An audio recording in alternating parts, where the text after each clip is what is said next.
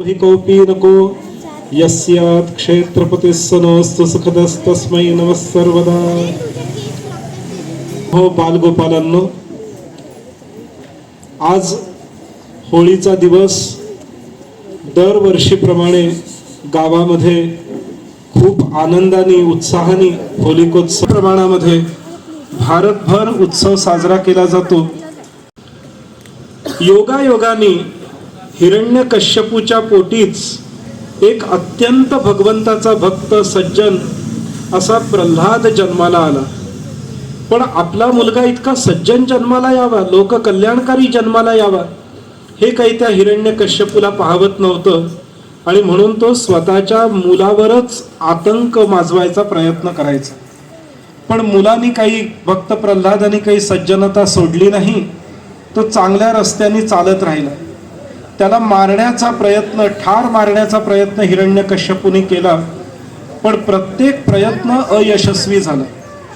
तेव्हा हिरण्यकश्यपू आणि त्याच्या सगळ्या मंत्रिमंडळाने एक नवी शकल लढवली की होळीच्या दिवशी, पूर्वी याला होळी नव्हते म्हणत, पूर्वी याला फाल्गुन महिन्यातल्या पौर्णिमेचा एक याग, इष्टी याग असं म्हणायचं। त्या यज्ञामध्ये होलिकेने बसायचं आणि बसताना भक्त प्रल्हादाला मांडीवर घेऊन बसायचं असं ठरलं। कारण होलिकेने स्वतःच्या तपस्येने एक वरदान प्राप्त केलेलं होतं की अग्नी तिला जाळू शकणार नाही। आणि आजच्याच दिवशी रात्री इष्टी यज्ञ ज्या वेळेला प्रारंभ झाला, हा एक प्रकारचा यज्ञ आहे। हा इष्टी यज्ञ जेव्हा प्रारंभ झाला, त्या यज्ञामध्ये होलिका स्वतःच्या भाच्याला घेऊन भक्त प्रल्हादाला घेऊन बसली। तिला खात्री होती की अग्नी मला जाळू शकणार नाही, मी वाचीन आणि भक्त प्रल्हाद जळून राख होईल।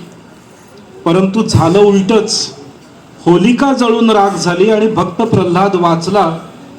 अर्थात ही कहाणी आपल्याला काय सांगते की मनुष्याने कितीही शक्ती अर्जित केलेली असली, कितीही तपस्या केलेली असली, तरी जर त्याचा उपयोग तो सज्जनतेसाठी करत नसेल तर भगवंत त्या तपाचा, त्या वरदानाचा देखील नाश करून शेवट सत्याचा विजय घडवून आणतो। ही ती कथा आहे। त्यामुळे आजच्या दिवशी होलिका दहन जे आपण करतो ते तुमच्या आमच्या जीवनामध्ये, आपल्या हृदयामध्ये जळत असतो।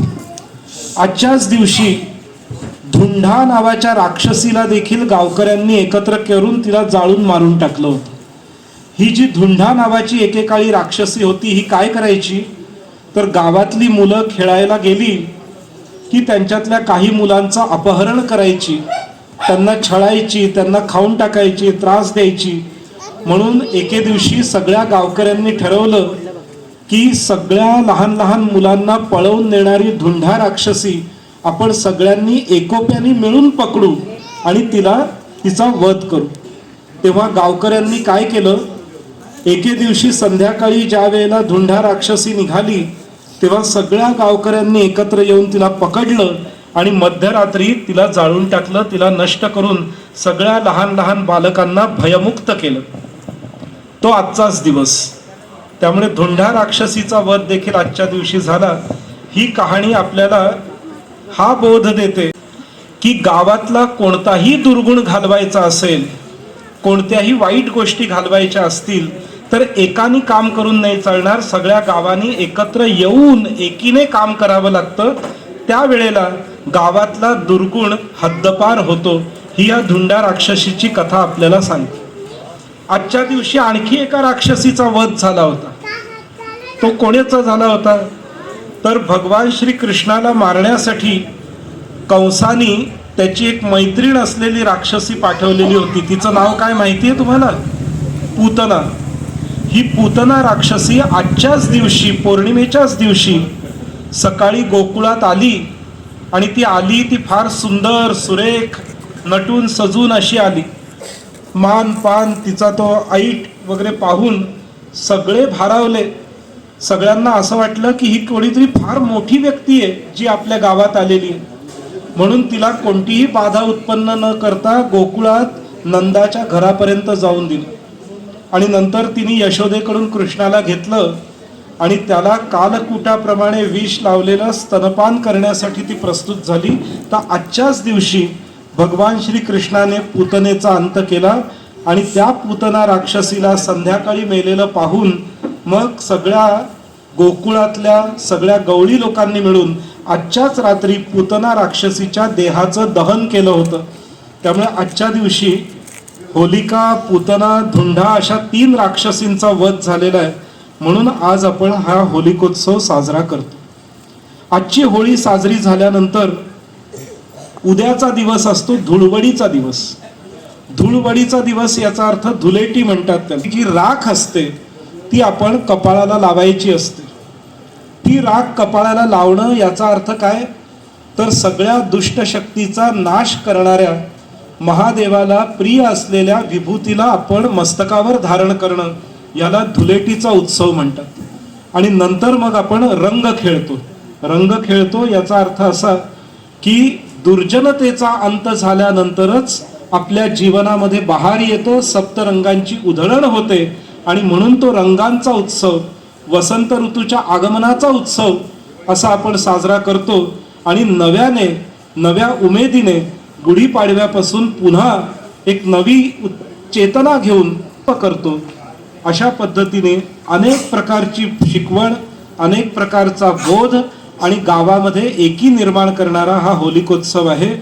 या होलिकोत्सवाचं सादरीकरण आपल्या वसई प्रांतामध्ये खूप चांगल्या प्रकारे होतं. नाहीतर आपण आज भारतभरात पाहतो काय काय होळीमध्ये जाळतात, किती प्रदूषण करतात, काय करतात. पण वसईनी ही जी आपली संस्कृती सांभाळलेली आहे, या संस्कृती पाहिजे.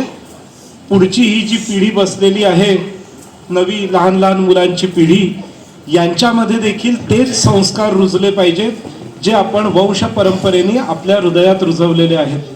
तुम्हा सर्वांना होलिकोत्सवाच्या धर्मसभा विद्वत संघातर्फे अनेक अनेक शुभेच्छा देतो. गावातली इडापिडा टळो, गावातल्यांना चांगल्या प्रकारची 2 शब्दांना विराम देतो. सगळ्यांनी एकत्र घोषणा करूया की, मोठा आवाज, धर्म की, अधर्म का, प्राणियों में सद्भावना हो, प्राणियों में सद्भावना हो, विश्व का कल्याण हो, विश्व का कल्याण हो, गो माता की जय हो, गो माता की जय हो, गो हत्या बंद हो, गो हत्या बंद हो, भारत अखंड हो, भारत अखंड हो, भारत अखंड हो, भारत अखंड हो. जय भवानी, जय शिवाजी, जय भवानी, जय शिवाजी, जय भवानी, जय शिवाजी, जय वज्राई. जय शिवाजी, जय वज्राई म्हटल्यावर जय चिमाजी म्हणायचं. जय वज्राई, जय चिमाजी, जय वज्राई, जय चिमाजी, जय वज्राई. जय चिमाजी. हर हर महादेव, हर हर महादेव, हर हर महादेव.